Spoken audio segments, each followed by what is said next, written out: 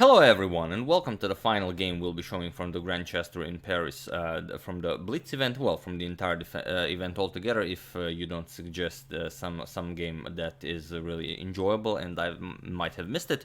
But if that doesn't happen, this will be the last game we'll be showing. It's Daniil Dubov against Maxime Vachier Lagrave from the last day of the Blitz, and going into the last day of Blitz, Maxime was leading in the standing. So without further ado and without spoiling too much, let's just enjoy the game. The Sicilian is already on the board, which is not surprising since this did happen. And we have e4 by Dubov. We have c5, the Sicilian defense, and now Dubov doesn't want to test Maxime's knight off, so he goes for knight to c3, but it's always up to Dubov to mix things up in the opening. We have d6 and now f4. Just grabbing more space in the center. We have g6, Maxime prepares to fianchetto the dark square bishop, and the knight to f3. Bishop to g7, now bishop to b5 check, bishop to d7 offering the exchange, and now bishop back to c4, eyeing that nice f7 pawn.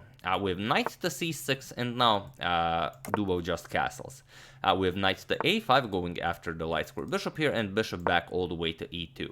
And here we have knight to h6. So there is one game in the database that reached this position that continued with the d3, but here Dubov wants to get the queen into the game. He plays queen to e1, and from there the queen can enter the game either via f2, g3, or even h4.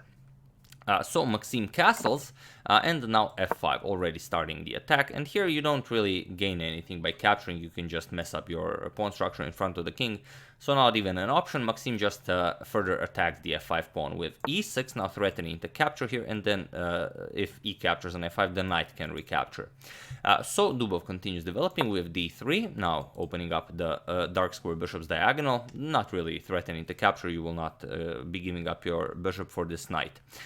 E captures on f5, and now as the pawn no longer, defends the d5 square, we have knight to d5. Just grabbing more space in the center. It's a blitz game, so it's always good to sacrifice a pawn for activity. With bishop to e6, and now bishop to f4. Putting pressure on this pawn here, and now you can see that queen g3 followed by the bishop on f4 will be a lot of pressure against the d6 pawn, or maybe it will not. With knight back to c6 by Maxime, and queen to g3, threatening to capture the pawn here, but now f captures on e4 first. With d captures and bishop captures on d5 now, with e captures on d5, and now before doing anything with the knight here, as the d6 pawn is under attack, first knight to f5, kicking the queen away from this diagonal, and only then will you react to the knight being attacked. Queen to h3, and now knight c to d4, threatening to capture the bishop here with check. So bishop to d3, and now knight captures on f3. Maxime is up a pawn, so why not further trade down? With rook captures on f3, and now knight to d4, attacking the rook. With rook back to f2, and now rook to c8, getting the other rook into the game. Also, black wants to play c4 at some point. With c3, here Dubov says your knight doesn't really have a square to retreat to. You don't want to go to f5, but white can just capture there. So c4 as planned. So here you don't really gain anything by capturing. If you capture, then first bishop captures on d4, will win material. And if you don't want to do that, if you're maybe thinking why not give up two pieces for a rook, then you can play bishop c2, sure. But after captures and captures, queen b6 really locks your king, from escaping it to safety. So you're going to have to play something like king f1. Then queen captures here, comes with the threat of capturing the rook and the bishop. You have to play rook c1. Luckily your bishop guards the rook there, but it's an ugly position to play for white, even though you have two pieces for a rook.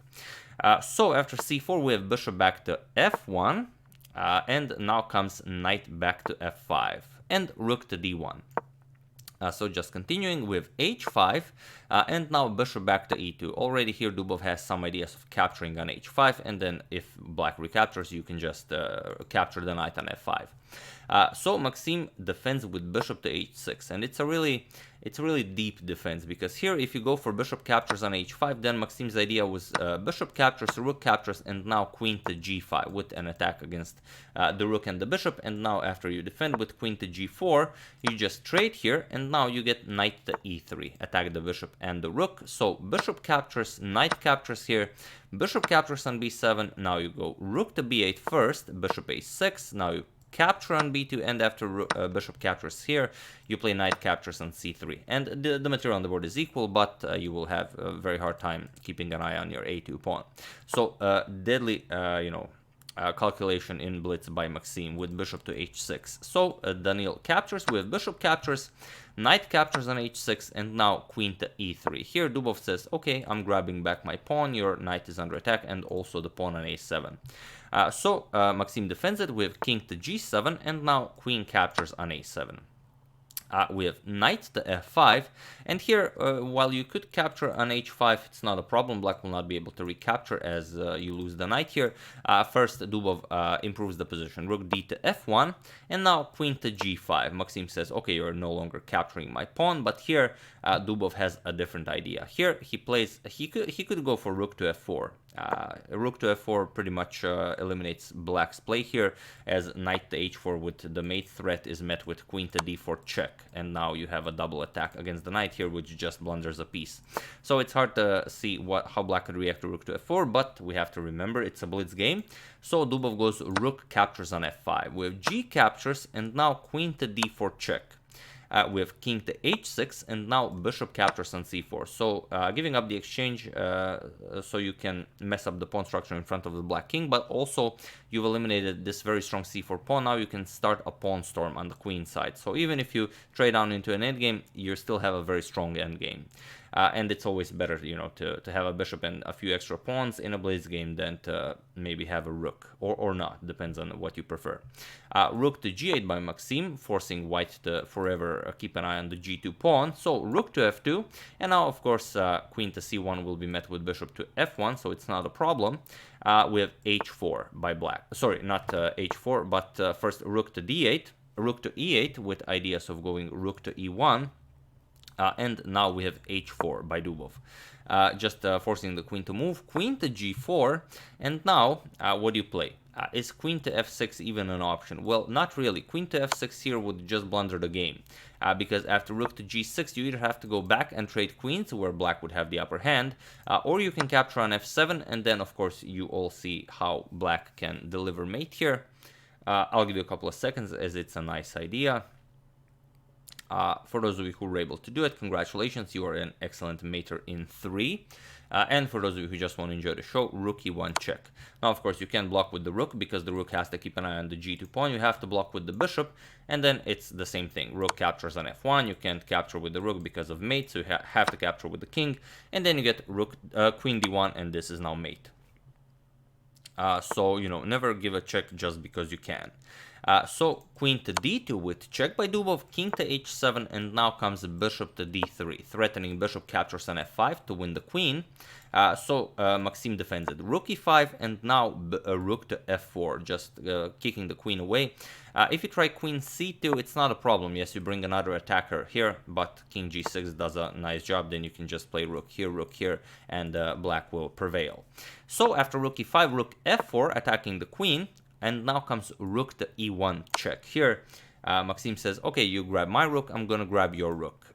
So, of course, you have to block with bishop to f1, and now comes queen to g3, defending the rook on e1. Also, a possibility was rook e2. It's a very sneaky idea where you cannot capture the rook because of mate, and here you would have to trade. Just queen captures and queen captures on f4, leaving black with a better game. But again, it's blitz, anything can happen. Queen to g3, and now comes rook captures on f5. Here, rook to g7, keeping an eye on the f7 pawn, and now Dubov plays rook captures on h5. So grabbing 2 pawns in a row with check, king g8, and now rook back to f5. So here, as you can see, Dubov has 6 pawns against 3, but Maxime still up the exchange. With queen captures on h4, now with ideas of, creating some pressure along the h file. So rook to f3, preparing to meet any rook to h7 ideas with rook to h3, but it's not a problem. Rook back to e5. Now the other rook can come help out with the attack as well. We have queen to f2, offering a queen trade, but now queen to h7. preparing the other rook to come to h5, so it's not a problem. And here Dubov just starts pushing on the queen side. We have a4, but now it no longer works. Here rook to h5 with the threat of rook to h1 mate, and now of course you have to make some room for the king. Queen to d4 is played, and now when you see this position, you think about rook h1 check. Do I play this? Do I don't play this? But then you see king f2, and then you see queen to c2 check, and this already is enough for every player to go all in to start an attack, especially in a blitz game. So of course Maxime probably calculated it out much farther than this, but even this is enough to play rook h1. So this is what Maxime does: rook h1 check, king to f2, and now queen to c2 check. Bishop to e2 blocking, and now how do you continue? Again, feel free to pause the video and try to continue this game in the best possible way for black. For those of you who were able to do it, congratulations, you are an excellent threatener of mate in 1. And for those of you who just want to enjoy the show, queen to c1. Now the threat is queen to g1 mate. And this is something, if you're new to chess, it's always good when you're looking for ideas how to mate the white king if you already have him on the run. For example, it's always nice to remember that if you have like two pieces, one in front of the king, one to the left of the king, or to the right, doesn't really matter, then for example queen to g1 will be mate. Let's even use another color for this, maybe a nice green one, because the queen from, for example, from here covers this line, and this diagonal, and the only two squares available for the king's retreat are the ones blocked by the pieces. Of course, if that piece is a knight, then the idea doesn't work, because of course the knight will be guarding the g1 square here. But if it's any other piece other than the knight, then of course it's mate. So you should always look for ideas like this. Hope that was helpful. Rook to e3, making some room for the king, but now you just continue the king hunt with queen to e1 check, king to f3, and now queen to g3, again with check. We have king to e4, and now you finish the hunt. Rook to h4 check. Queen g6 was also possible, but rook to h4, a much more straightforward move, as white loses the queen, so there's no point in continuing. So here it was in this position on move 49 that Daniil Dubov resigned, and an excellent victory for Maxime Vachier Lagrave. So Maxime won the rapid section, and he really had a terrible last day in Blitz. But here, if we check out the standings after the final day, you can see that overall winner Maxime Vachier Lagrave clinches first place with 21 points, followed by Vishwanathan Anand, only half a point less. So once again, Anand shows the youngsters how it's done and shows why he is still the best. Followed by Jan Nepomniachtchi. Jan Nepomniachtchi faced Vishwanathan Anand in the final round, and had Nepomniachtchi won, he would be tied for first place with Maxime, but Anand defeated him, and then we have this lineup as it is.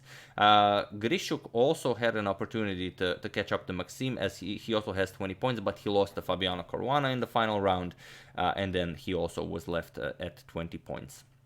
But there you have it. These are the standings, followed by Young Shistov Duda, Fabiano Caruana, Hikaru Nakamura, Shahriar Mamedjarov, Daniil Dubov, and Anish Giri in last place. So there you have it. Those were the standings, and here an awesome photo by Justin Keller of all of the participants of the Grand Chess Tour in Paris. Here it is. Let's just enjoy that. It's really a remarkable photo. Someone mentioned on Twitter it's as if it's a cover for a new Netflix series. You know. If it would be, what would this the name of this new Netflix series be? You know, feel free to suggest a name in the comments.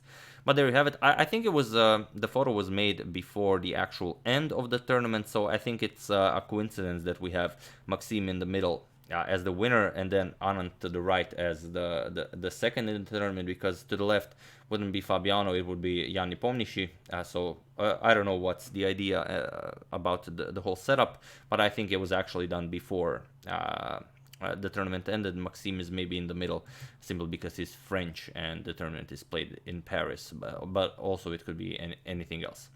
But yeah, that's the game. I do hope you enjoyed it. I have a very special game planned for today evening, so hope you will be ready for that. It's one like we haven't seen a game such as this one before. But yeah, I would like to thank Daniel Bond, Prakhar Mainel, and Michael Keane for a contribution to my channel. Thank you a lot. I really appreciate it. As usual, you can check two of my previous videos here. Thank you all for watching, and I will see you soon, continuing the Capablanca saga, and of course checking up on your suggestions. Thank you all. I will see you soon, and have an excellent rest of your day.